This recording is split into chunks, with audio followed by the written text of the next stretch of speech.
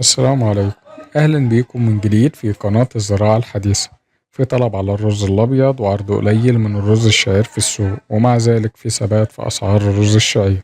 سعر الرز الشعير العريض وصل للمضرب 16,200 جنيه، وسعر الرز الشعير الرفيع وصل للمضرب 15,300 جنيه. أسعار التنفيذ على أرضه بتقل 200 جنيه، وبتختلف من مكان للتاني ومن تاجر لآخر على حسب جودة البضاعة وطريقة السداد والنولو.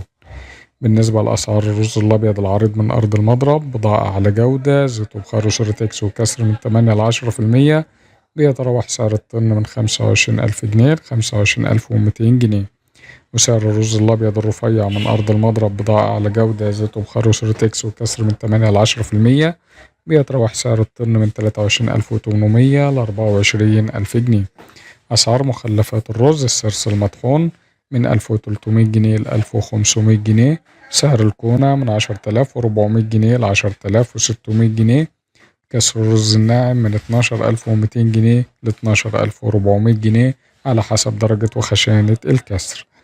سعر الذرة المستورد الأصفر البرازيلي 11,200 جنيه للطن صب أرض المينا.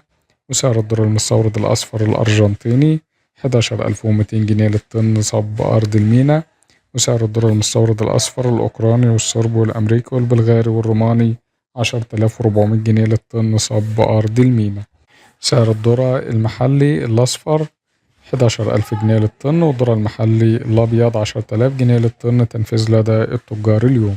سعر فول الصويا 44% بروتين 24,500 جنيه للطن صب أرض المينا. وصويا 46% بروتين محلي ومستورد 25,500 جنيه للطن.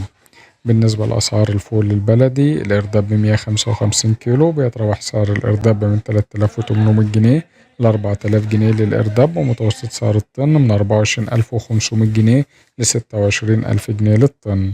الفول البلدي الخام.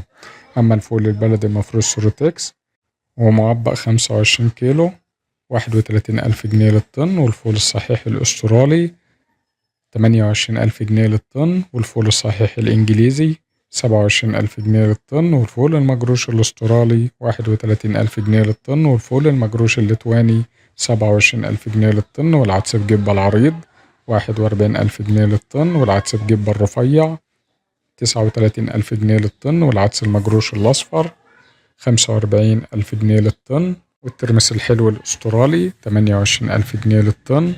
وسعر الحلبة 35,000 جنيه. والبرغل 16,000 جنيه. والفشار الأرجنتيني 35,000 جنيه للطن.